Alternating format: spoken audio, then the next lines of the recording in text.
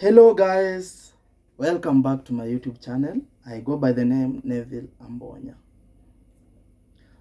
On today's episode, I want to talk about effects and causes of depression.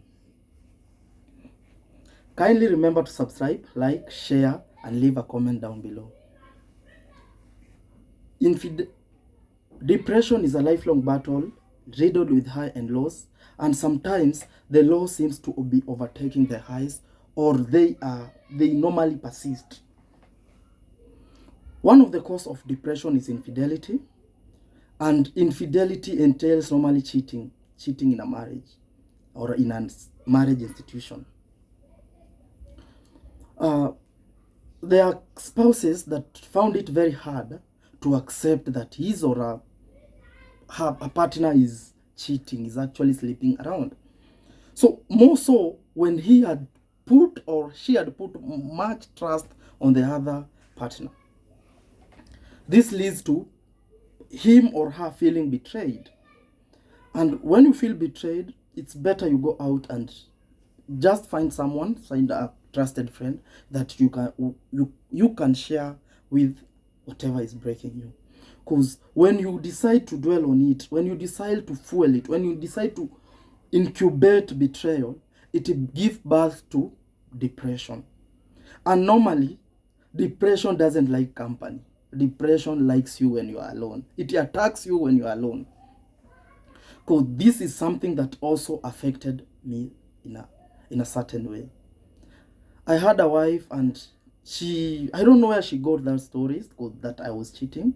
And instead of confronting me, and we could, let's say, talk about it, and she could understand as to why things were happening like I was cheating, she decided to fuel it. She decided to incubate it, giving birth to depression. So little by little, I didn't know she was going through depression, because with a small mistake, with something just that would go wrong, she would easily be agitated, very angry, very sudden. So we would fight because there was so much domestic wrangles in that family.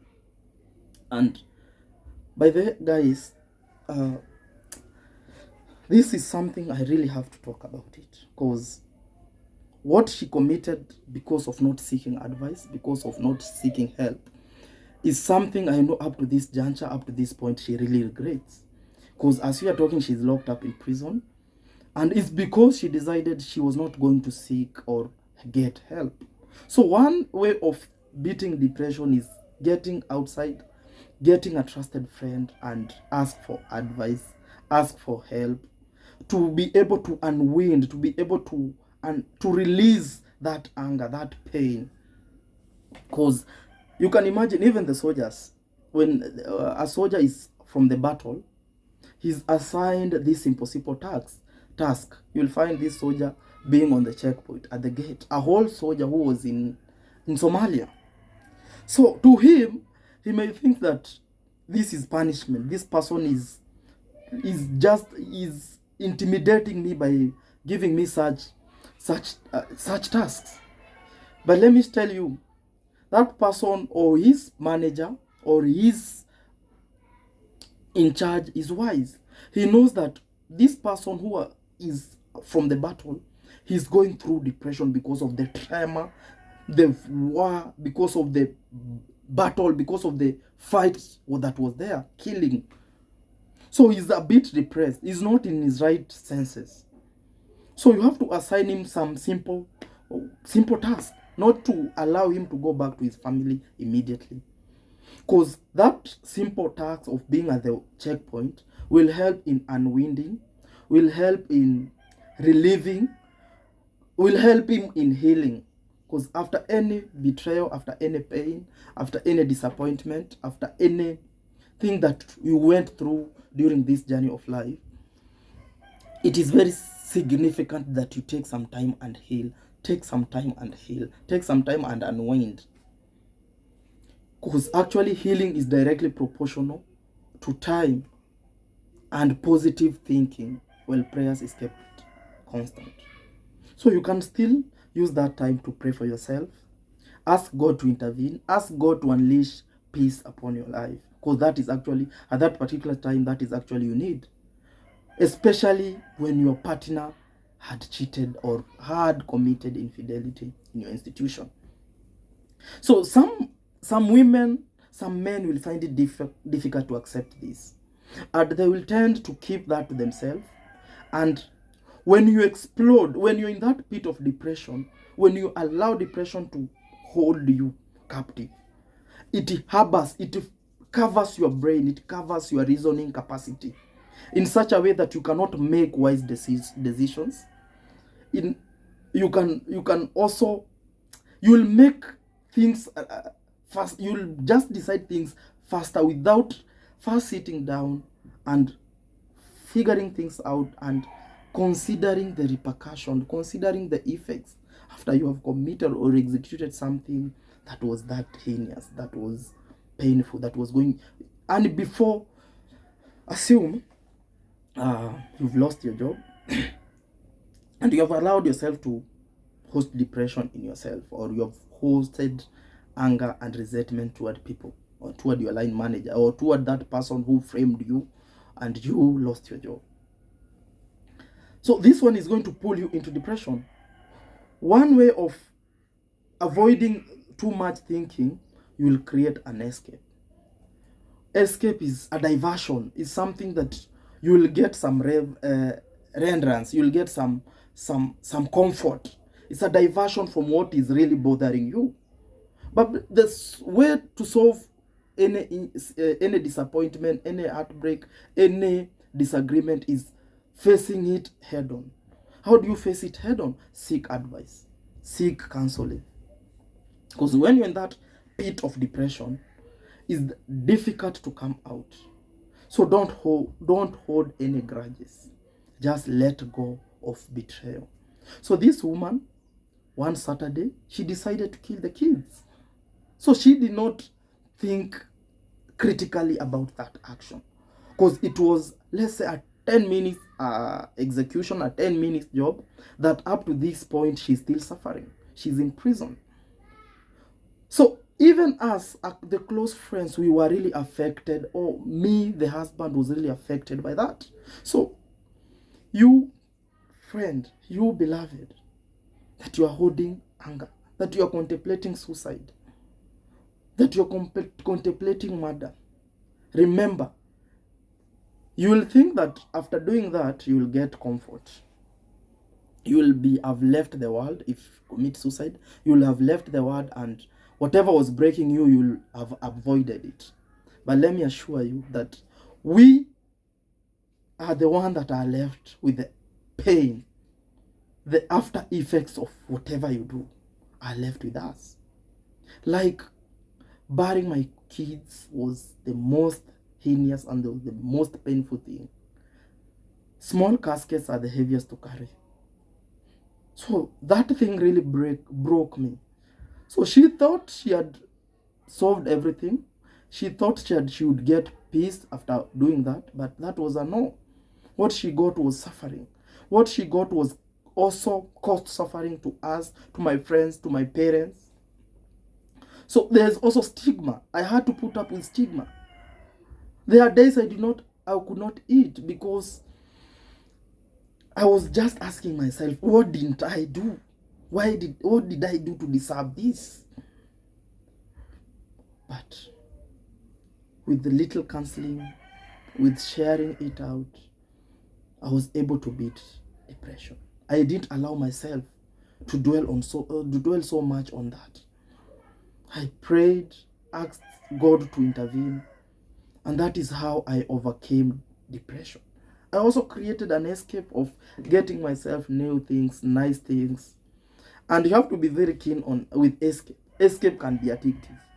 All of a sudden you'll find out that your friend who was cheerful, just because of a certain disappointment, he creates an escape of substance abuse. Let's say taking alcohol. This little by little becomes an addiction, and it will reach to a day or a time that he will not do without alcohol. So he creates a problem out of a problem. So this to beat alcoholism, he will have to go to rehab, to rehabilitations, and this one will cost him money. So one way of unwinding from betrayal, from this disappointment, and for you not to allow yourself to fall into that pit, is talking it out, seeking advice, and it shall be well with you.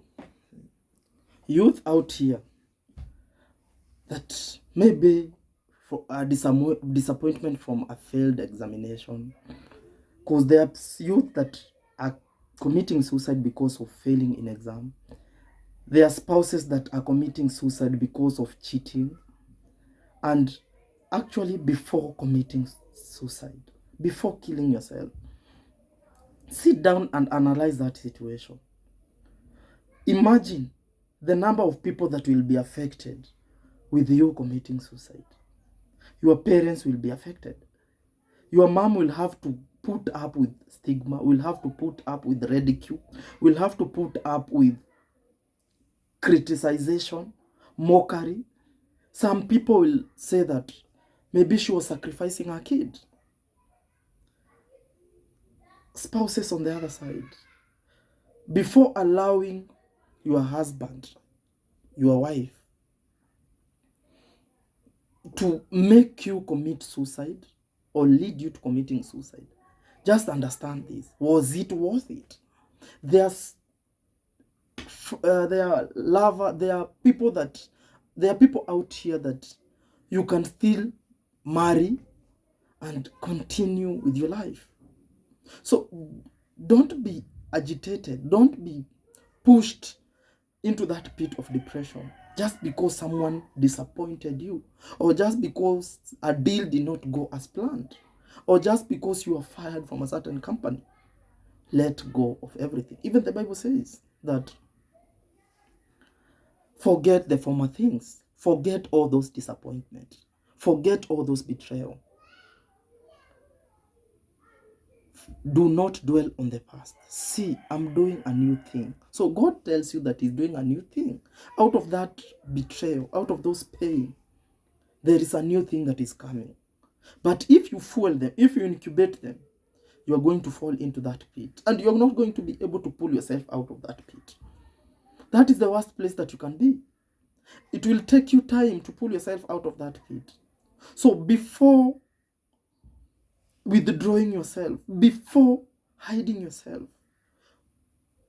just understand that whatever you're going through is just there. It will pass. With time, it's going to pass. With time, it will not be painful as it is at that particular moment. So unwind, let go. It's a day after time. It's a day at a time that you fight that battle of depression. So push yourself and you're going to overcome depression. Be positive, because out of even that business venture that you started and it failed, look at it objectively. Understand that this was just a learning curve. Out of this, I've gained wisdom. Out of this, I've gained a new strength. I've grown a thick skin that without going through this challenge, without this disappointment, I wouldn't have gotten them. So those are your benefits out of that failed venture. So don't just concentrate on the failure itself. Concentrate on viewing it as a lesson.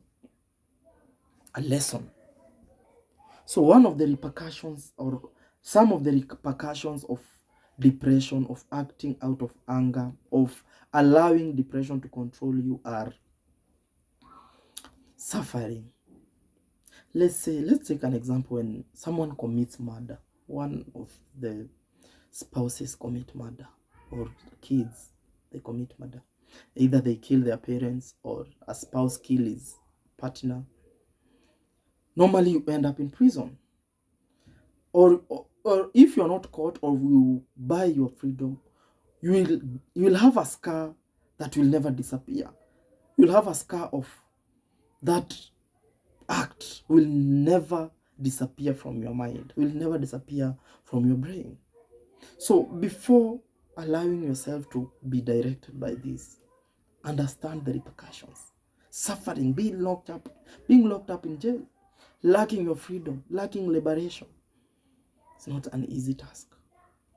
Number 2 is substance abuse. When you engage in taking too much alcohol, partying here and here, 1, you're losing your money. 2, you're creating also a problem. You will become addicted. And this will lead you to using money in the rehabilitation center. Number 3 is the after effects are left with us. We are subjected to painful or grievous or excruciating pain. Because we are left to carry the burden. We are left to bear with the stigma, to bear with the resentment, to bear with the mockery. Number 2 is domestic violence. Just find ways of solving your differences, amicable ways of solving your differences in a marriage institution. Let your other spouse understand that there is something that really frustrated you with him or with her, that you want it solved, you want it discussed, so that you will be able to kick out depression. You will be able to unwind. You will be able to set your heart at peace. Number 2 way of beating depression or pulling yourself from that pit is enrolling in a gym, enrolling for gym classes, or you can just exercise, running. This helps in unwinding. This helps in getting rid of suppressing the negative thoughts and the negative energies. Number 4 is sharing it out. It's okay to share it out. It's okay to feel the way you're feeling. And you'll be very surprised to find out that when you share it out, when you get a trusted friend or you engage to those men's talk, you'll be surprised to find out that you're not the only one that is going through that. You are not the only one. Most of people out here are going through the similar things, or they are going through worst scenarios, worst events in their life, more than what is breaking you. So sharing it out will help you. And from this, you will discover that it's okay. And you will be happy, you will interact, exchange ideas on how you're going to overcome whatever is breaking you. So don't keep it to yourself. Don't keep it to yourself. You will be surprised to find out that most people out here are struggling with finances. They're struggling to put up with cheating, infidelity. And they are pushing. Because when you been disappointed, what will push you, what will keep you going is hope. Believing that tomorrow will be different. Believing that the pain today I'm feeling will not be the same as the pain that I'll be feeling tomorrow. Believing that things will have subsided a little tomorrow. So it's a day at a time. If it's death of a loved one, just give yourself time to unwind. Give yourself time to cry, wallow in it, cry. Just feel that pain. Feel that pain living. Because us as men, we are conditioned to believe that we should mask our feeling. We should not cry. But crying is actually a natural reaction to pain. So don't harbor it. Don't keep it down there. Because when you have too much pain, it will explode. And when it explodes, this is when you make a rational decision. You tend to do things that you'll end up regretting afterwards. The last thing is just praying. Pray, and pray. Even the scripture says that do not be anxious by anything, by everything, by prayers and supplication, with thanksgiving.